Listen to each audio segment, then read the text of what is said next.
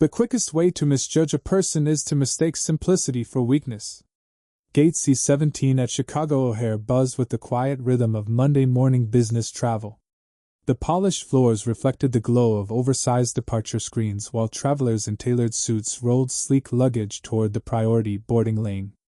Coffee cups, phone calls, and laptop screens blended into a familiar routine reserved for people who believed every minute had a price. Standing near the end of the business class line was Graham Sullivan. No one looked at him twice. His charcoal jacket had been carefully pressed but had clearly seen years of use. A brown leather messenger bag rested comfortably over one shoulder, softened by age rather than luxury.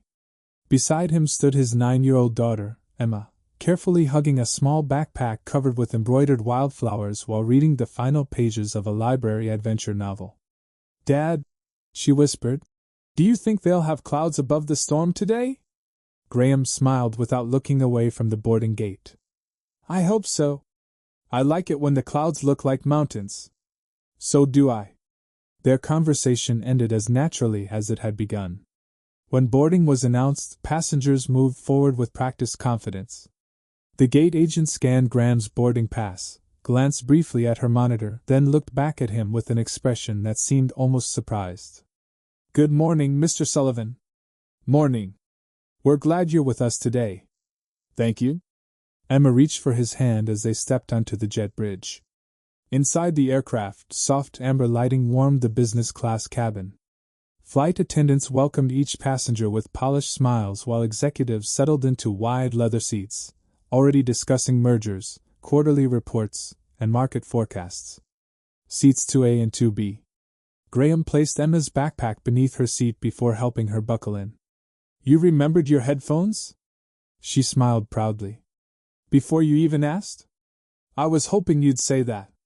Across the aisle, conversations paused for a moment as another passenger entered the cabin.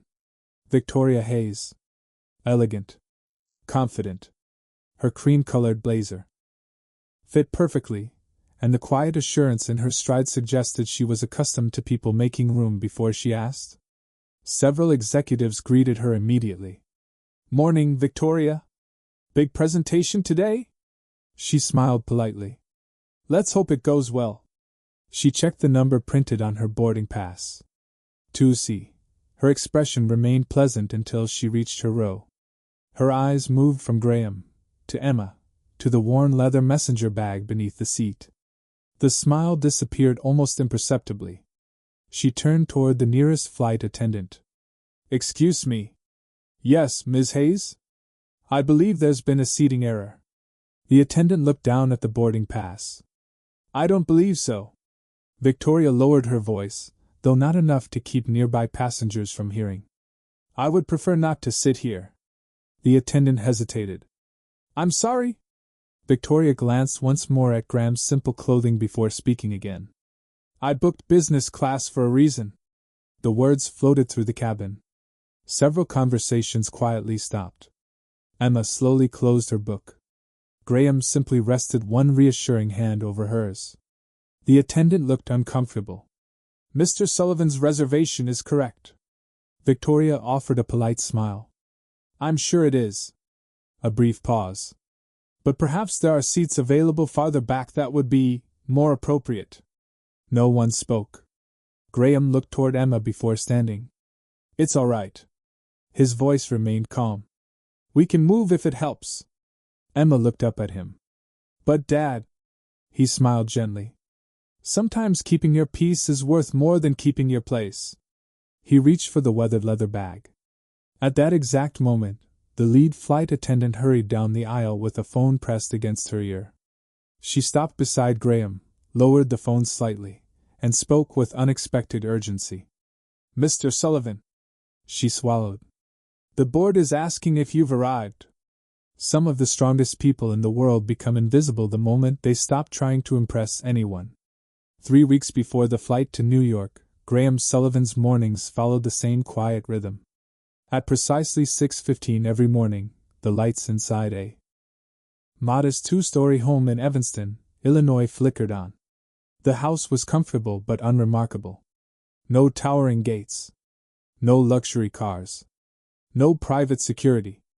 Just a narrow front porch with flower pots. Emma insisted on watering herself every Saturday. The smell of fresh coffee drifted through the kitchen while Graham packed a school lunch with practiced hands. Turkey sandwich. Apple slices. A handwritten note folded carefully into the lunchbox. Every single day. Emma wandered downstairs wearing oversized socks and carrying a half-finished science project. Dad? If penguins lived in Chicago. He smiled without looking up from cutting strawberries. They'd probably complain about the winters. She giggled.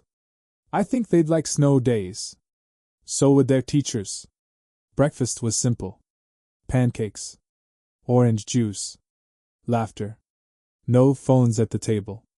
That had always been Graham's only household rule. After breakfast, they drove through quiet neighborhood streets in a 5-year-old gray SUV with nearly 100,000 miles on the odometer.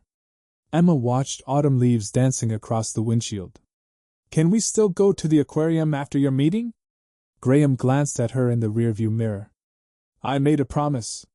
You always keep your promises. I try. Those words meant more than she realized. After dropping Emma at school, Graham remained parked outside for a few moments. Children hurried through the entrance carrying backpacks almost larger than themselves. Parents waved goodbye before disappearing into another busy workday. Graham watched until Emma turned around one last time and waved. Only then did he drive away. His destination was not a glass skyscraper. Instead, he stopped at a neighborhood hardware store. He bought replacement hinges for Emma's bedroom door. Then groceries. Then dog food for an elderly neighbor whose arthritis made shopping difficult. The cashier smiled. You're always helping somebody. Graham shrugged. Someone always helped me once. By late morning, he entered a quiet brick building several miles away. No company logo decorated the entrance. Only a discreet brass plaque read, Sullivan Family Office. Inside, fewer than 20 employees worked without unnecessary noise. There were no executive portraits on the walls. No oversized office with panoramic windows. Graham greeted everyone by first name. Morning, Rachel. Morning, David. How's your son's recovery? He knew birthdays, anniversaries, children's names, even favorite baseball teams. Rachel handed him a sealed folder. The board requested your review before next week's meeting. He accepted it without opening the envelope. Anything urgent? She hesitated. The CEO says the executive team is excited. Graham smiled faintly. I hope they're more interested in listening than celebrating. He walked into a modest office overlooking Lake Michigan. No expensive artwork. Only family photographs. One picture stood apart from the others. A smiling woman holding Emma as a baby. His late wife, Claire. Graham gently straightened the frame before sitting down. Years earlier, he had co-founded Horizon Crest Technologies with 3 college friends in a rented warehouse. When the company eventually went public, he quietly bought additional shares whenever others sold theirs. One decision after another. Year after year. Until ownership became control. 70%. Yet almost no employee had ever met him. After Claire's passing, Graham stepped away from daily leadership. He chose anonymity over recognition. Peace over prestige. Fatherhood over headlines. His phone vibrated softly across the desk. One new message appeared from the chairman's office. Your presence is requested in New York next Monday. Full board attendance has been confirmed. Graham looked toward Claire's photograph before quietly locking the phone. Then he whispered words no one else would ever hear. I'll be home before Emma's school recital. Outside his office window, the wind carried golden leaves across the lake. Inside the sealed board envelope resting on his desk waited decisions that would soon change far more than quarterly profits. Success can become the most dangerous mirror when it convinces you that you're always seeing the truth. Victoria Hayes had spent the last 12 years proving she belonged in rooms where very few people were invited. At 35, she was the executive vice president of Horizon Crest Technologies, one of the fastest-growing technology companies in the country. Business magazines praised her leadership. Investors admired her confidence. Employees respected her ability to make difficult decisions without hesitation. She had earned every promotion. Or at least, that was how she saw it. Her apartment overlooked the Chicago River, 34 floors above the city streets. Every morning followed an exact schedule. 6 o'clock. Exercise. Coffee. Financial news. Emails. By 7:30, a black sedan waited outside her building. Her assistant, Melissa, already had the day's schedule open on a tablet. Good morning. Morning. You have the executive strategy meeting at 9, investor call at 11, and your flight to New York this afternoon. Victoria nodded. And the board presentation? Melissa smiled. Everything is ready. Victoria looked through the presentation one final time. Projected revenue. Expansion strategy. International acquisitions. Every chart had been reviewed repeatedly. She intended to impress the board. More importantly, she intended to impress the person no one seemed to know. The controlling shareholder. 70%. An invisible owner whose signature carried more influence than every executive combined. In 12 years, Victoria had never met him. Neither had most members of senior leadership. Rumors surrounded him constantly. Some believed he lived overseas. Others claimed he rarely attended meetings. A few insisted he had retired years earlier. No one knew the truth. The mystery fascinated her. During the morning leadership meeting, the CEO briefly entered the conference room. His usually relaxed expression appeared unusually serious.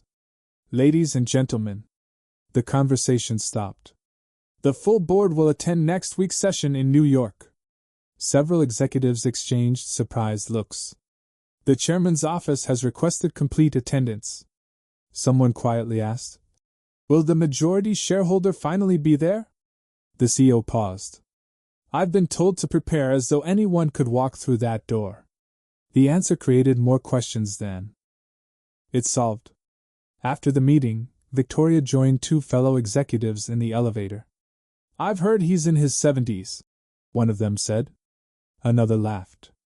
I heard he owns 3 private islands. Victoria smiled. My guess? They looked toward her. Someone who's spent decades building power. What makes you think that? She adjusted the sleeve of her tailored blazer. People don't accumulate that kind of influence by living ordinary lives. Neither executive argued. The statement sounded reasonable. Later that afternoon, Victoria arrived at the airport nearly an hour before boarding. Priority check-in. Priority security. Priority lounge. Everything about business travel reinforced the life she had built. While waiting to board, she noticed families sitting near the standard boarding area. Children coloring. Parents carrying backpacks. Vacationers laughing over travel guides. She barely looked twice. Her attention remained fixed on reviewing the opening lines of tomorrow's presentation. The announcement for priority boarding echoed through the terminal. Victoria closed her laptop. Straightened her blazer. Collected her designer handbag. Today, she believed, would simply be another successful business trip. She had no way of knowing that before the airplane even reached cruising altitude. Every assumption she held about success, leadership, and the people around her would quietly begin to fall apart. Somewhere beyond the boarding gate, a modestly dressed father gently zipped his daughter's backpack while carrying nothing more valuable than a worn leather messenger bag. Or so it seemed. The truth rarely announces itself. It leaves quiet footprints that only make sense after everything has already changed. The cabin doors closed with a soft mechanical click. Outside, rain traced thin lines across the aircraft windows while the ground crew completed the final preparations for departure. Inside business class, conversations gradually resumed. Laptops opened. Newspapers unfolded. Coffee cups rested neatly beside polished leather armrests. Yet an unusual silence lingered around row 2. Graham had remained standing beside Emma's seat. He had made no effort to defend himself. No complaint. No argument. only the quiet acceptance that had puzzled everyone who witnessed the exchange. Emma gently tugged at his sleeve. "Dad, it's all right. But we were here first." He looked down and smiled. "Sometimes people only see what they're expecting to see." She thought about that for a moment before nodding. The lead flight attendant returned, still holding the cabin phone. Her expression remained carefully professional. "Mr. Sullivan, they said it isn't urgent." Graham accepted the receiver. "Thank you." He listened for less than 20 seconds. "Understood." A brief pause. "I'll see everyone shortly after landing." He handed the phone back. The attendant lowered her voice. "We've prepared everything exactly as requested." Graham nodded politely. "I appreciate it." The conversation lasted only a few seconds. Still, several nearby passengers had noticed. Victoria certainly had. She watched without appearing to watch. When the flight attendant walked away, Victoria leaned toward another executive seated across the aisle. "Do you know him?" The man glanced briefly toward Graham. "I don't think so." "Government?" He shrugged. "No idea." Victoria looked unconvinced. The aircraft slowly pushed back from the gate. Safety announcements began. Emma slipped on her headphones but never started the music. Instead, she quietly watched raindrops race across the window. "They're having a race," she whispered. Graham smiled. "Who's winning?" "The little one." "Why?" "It never stopped." He looked outside. "That's usually enough." Across the aisle, Victoria opened her laptop to review tomorrow's presentation once more. The title slide filled the screen. "Building the Future of Horizon Crest Technologies." She barely reached the second page before another flight attendant approached Graham. This time, she carried a small navy envelope sealed with the company's silver crest. Without saying a word, she placed it gently on the armrest beside him. "For your review, sir." "Thank you." Emma glanced at the envelope. "Homework?" Graham chuckled quietly. "Something like that." He slipped the unopened envelope into his worn leather messenger bag. Victoria noticed the crest immediately. She recognized it. Horizon Crest. Her company. A faint crease appeared between her brows. Perhaps he was an outside consultant. Or a legal advisor. There had to be an explanation. Before she could think further, her own phone vibrated. One new email. From CEO's office. Subject: Board meeting reminder. Please remember that next Monday's session will proceed exactly as scheduled. A final attendee will join upon arrival. Treat all guests with professional courtesy. No additional details will be provided. Victoria read the message twice. A final attendee? She quietly repeated the words to herself. Who could possibly require that level of secrecy? She looked once more toward Graham. He was helping Emma fold the corner of a paper airplane made from an old boarding brochure. Nothing about him suggested immense influence. Nothing expensive. Nothing theatrical. Only patience. Only kindness. Only the effortless confidence of a man who had long ago stopped needing strangers to recognize his worth. The aircraft accelerated down the runway. As Chicago disappeared beneath thick clouds, no one in business class realized they were carrying far more than executives on their way to an important meeting. They were carrying a secret that would soon force every person on board to reconsider what power truly looked like. The moment pride speaks the loudest is often the moment fate quietly changes the conversation. The aircraft touched down in New York beneath a blanket of gray clouds. Applause never came. Business travelers rarely celebrated routine landings. Seat belts clicked open almost in unison. Phones immediately lit up with new emails, market updates, and missed calls. Emma stretched her arms and smiled. "We made it." "We always do," Graham replied.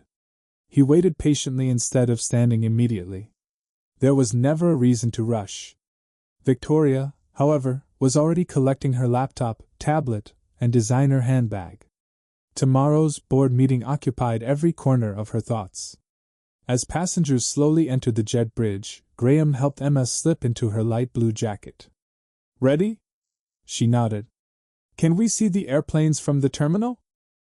If we have a few minutes. I hope we do. The little family stepped calmly into the flow of travelers. Just ahead, several Horizon Crest executives gathered near the terminal windows while waiting for the company's transportation. A luxury shuttle bearing the company's discreet silver logo pulled to the curb outside. Melissa, Victoria's assistant, checked names from a digital list. Executives this way, please. Victoria glanced over her shoulder. Her eyes landed on Graham and Emma once again. To her surprise, they were walking toward the same pickup area. She frowned slightly. There must be some mistake. Melissa looked up. What do you mean? The executive transportation is reserved. Before Melissa could answer, Graham stopped several feet away, allowing Emma to admire a large aircraft preparing for departure. Look, Dad! The engines are enormous. They are. I wonder where it's going. Somewhere someone is waiting. Emma smiled. I like that answer. Victoria stepped closer. Her tone remained controlled. Professional. Yet unmistakably cold. I'm sorry. Graham turned politely. Yes? I believe this shuttle is reserved for Horizon Crest executives.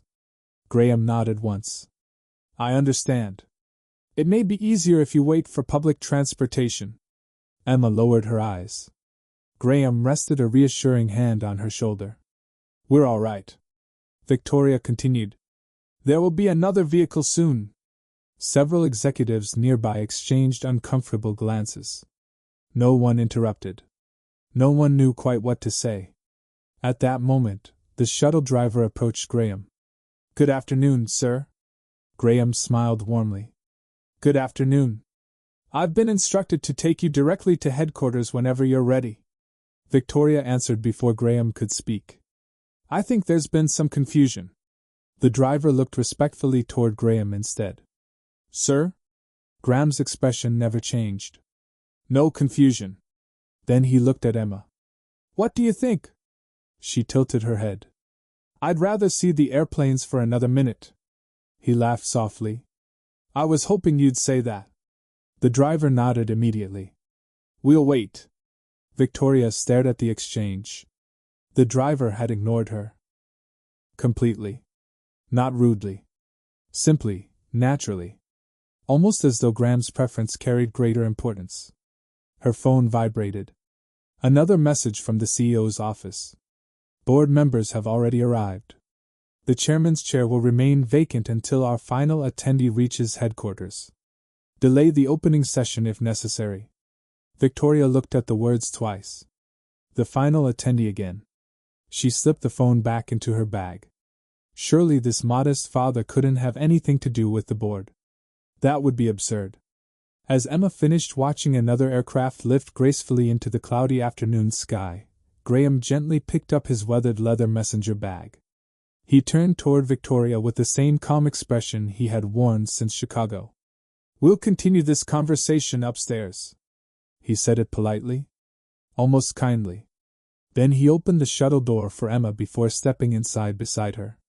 Victoria watched the vehicle disappear into Manhattan traffic, never realizing she had just offered directions to the man who owned the office where her career, and her future, would be decided within the hour. The most powerful person in a room is often the one no one thinks to notice. The black company shuttle rolled through the streets of Manhattan before stopping beneath the polished glass entrance of Horizon Crest Technologies. Employees moved quickly across the marble lobby.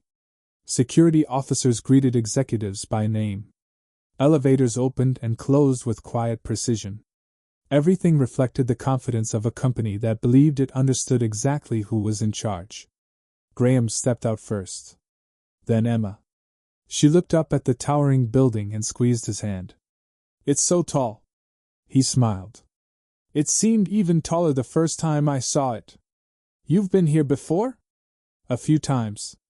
She laughed. I knew it. Victoria arrived less than a minute later in another company vehicle. Without realizing it, she watched Graham and Emma enter through the main lobby instead of waiting in the visitor reception area. Strange. Very strange. Inside, a young security officer looked up from his desk. The moment he recognized Graham, surprise briefly crossed his face. He instinctively reached toward the phone beside the reception computer. Graham gave a small shake of his head. Not yet. The officer immediately withdrew his hand. Of course, sir.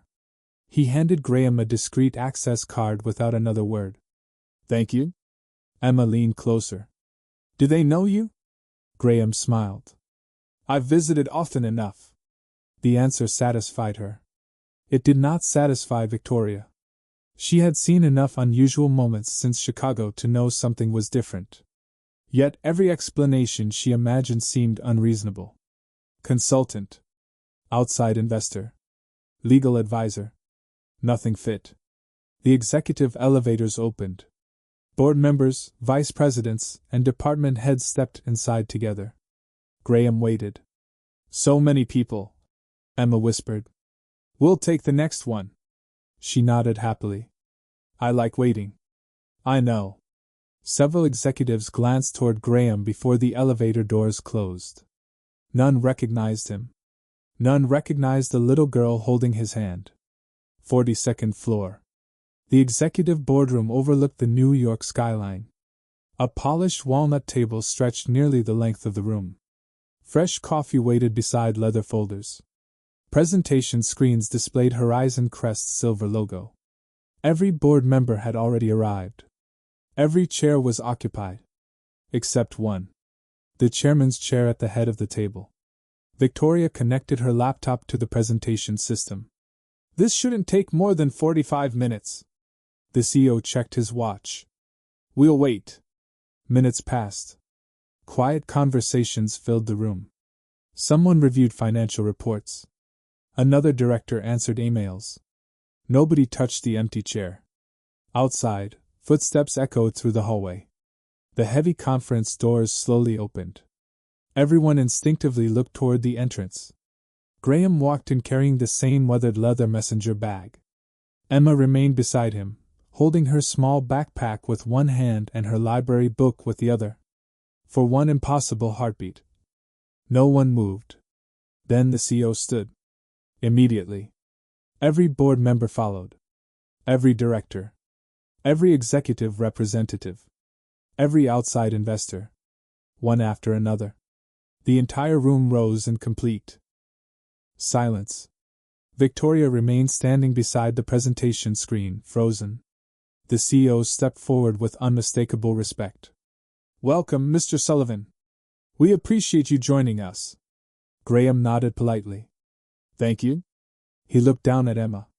Would you like to sit by the window? She smiled. Can I read while you work? Of course. An executive assistant quickly placed a comfortable chair near the panoramic windows along with colored pencils and drawing paper. Only after Emma settled comfortably did Graham walk toward the empty chair at the head of the table. He placed the worn leather messenger bag beside it. Then calmly took his seat. The room followed only after he had done so. Victoria felt the color drain from her face. Her presentation remote slipped quietly from her hand onto the polished wooden floor. Her eyes moved from Graham, to the chairman's chair, to every director still watching him with absolute respect. The impossible truth arrived all at once. The quiet single father she had judged on the airplane was the man who owned 70% of Horizon Crest Technologies. Real leadership is revealed not by how you treat those above you, but by how you treat those you believe are beneath you. Silence settled over the boardroom. Not the awkward silence that followed embarrassment. The kind that forced people to reconsider everything they thought they knew. Victoria remained standing. Her presentation still waited on the large screen behind her. Quarterly projections. Growth forecasts. Expansion plans. For the first time in her career, none of them seemed important. Graham quietly opened his weathered leather messenger bag. Instead of reviewing financial statements, he removed a thin blue folder. There was no dramatic gesture. No raised voice. No trace of satisfaction. He simply looked around the room. Good afternoon, everyone. The board answered almost in unison. Good afternoon, Mr. Sullivan. Emma smiled from the chair beside the window, happily turning another page of her book. The ordinary scene somehow made the room feel even more extraordinary. Graham folded his hands. I understand today's agenda begins with projected revenue. The CEO nodded. Yes, sir. It can wait. Nobody objected. Graham opened the blue folder. I'd like to begin with something more valuable than revenue. He slid several printed reports across the polished table. Each director received one. Victoria looked down. The title read, Employee Experience Review, Confidential. Her heartbeat quickened. Graham spoke calmly. 3 months ago, I requested an independent evaluation of our company culture. No one interrupted. The findings were disappointing. Another page. Survey results. Anonymous interviews. Exit reports. Leadership assessments. Employee comments. One sentence appeared repeatedly. People feel judged before they are heard. Another. Appearance influences opportunity. Another. Respect depends on job title. The room grew heavier with every page. Graham continued. Our financial performance has been exceptional. He paused. Our character has not. No one looked at anyone else. The numbers on the reports were impossible to dismiss. Employee retention had declined. Trust in leadership had weakened. Internal promotions had slowed. Not because the company lacked talent. Because too many people no longer believed they belong. Graham looked around the room with the same calm expression he had worn since boarding the airplane. This isn't about one incident. His eyes briefly met Victoria's, then moved on. It's about a pattern. Victoria slowly lowered her gaze. For the first time since joining Horizon Crest, she wasn't thinking about defending herself. She remembered the airport. The airplane. The shuttle. The assumptions she had made before speaking. No one had encouraged her. No one had stopped her either. Perhaps that was the greater problem. The culture she believed she had helped strengthen had quietly taught everyone to measure people before knowing them. Graham turned another page. I founded Horizon Crest with 3 friends in a rented warehouse. Several younger executives looked surprised. We couldn't afford matching chairs. A faint smile crossed his face. One engineer wore the same jacket every day because it was the only one he owned. Another quiet pause. He eventually designed the software that saved the company. The room listened without moving. If someone had judged him by his appearance, he allowed the sentence to remain unfinished. No explanation was necessary. Graham closed the folder. I did not come to New York to discuss a seat on an airplane. Victoria looked up. I came because I refused to watch this company become successful while forgetting the values that built it. Outside the panoramic windows, late afternoon sunlight reflected across the Manhattan skyline. Inside the boardroom, every executive understood that the conversation had never truly been about one wealthy woman and one single father. It was about every quiet person who had ever walked through Horizon Crest's doors hoping to be seen for who they were, rather than what they appeared to be. Forgiveness is not the absence of accountability. It is the decision to build something better after the truth has been exposed. No one spoke for several long seconds. The reports still lay open across the boardroom table. Every page told the same story. Strong profits. Weak trust. Outstanding innovation. Declining respect. Graham quietly closed the final folder. We now have a choice. His voice remained steady.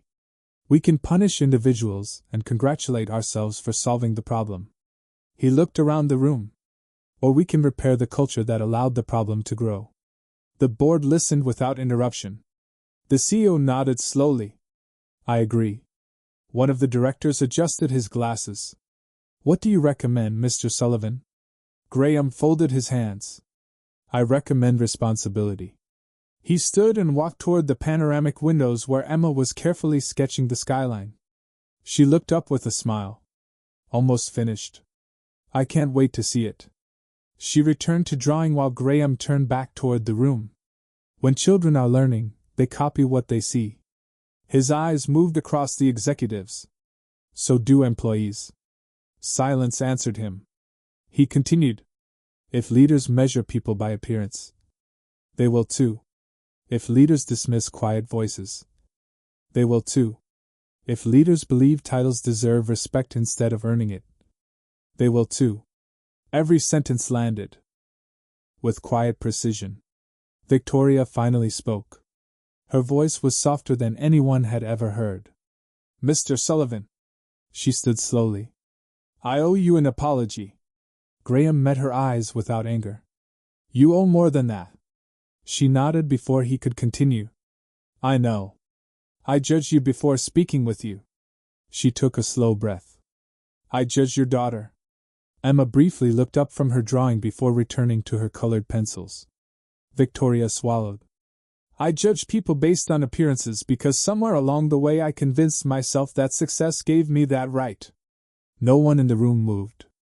There was nothing theatrical about the confession. Only honesty. Graham let the silence remain for a moment.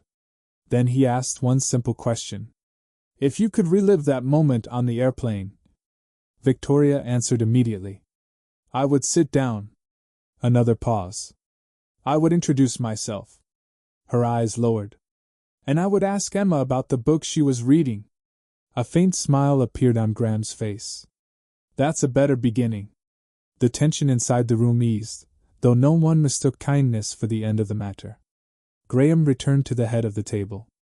The Executive Leadership Committee will undergo an independent cultural review.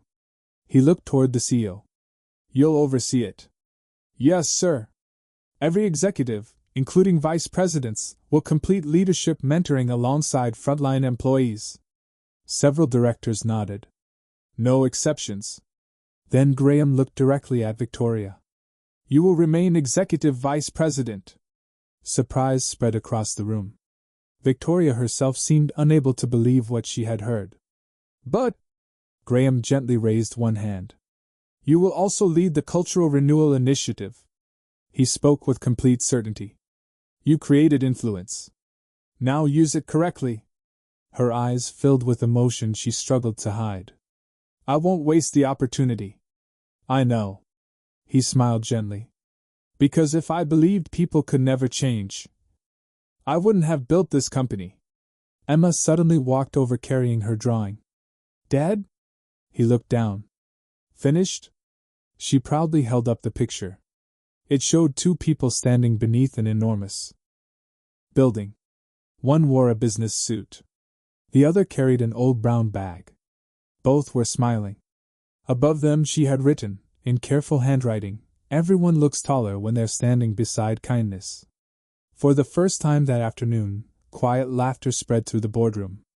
Not because the meeting had become easier, but because everyone understood that the company's future would no longer be measured only by the numbers on quarterly reports, but by the character of the people who created them.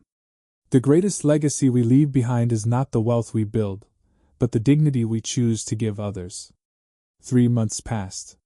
Winter slowly gave way to the first signs of spring, and Horizon Crest Technologies no longer felt like the company Graham had quietly worried about.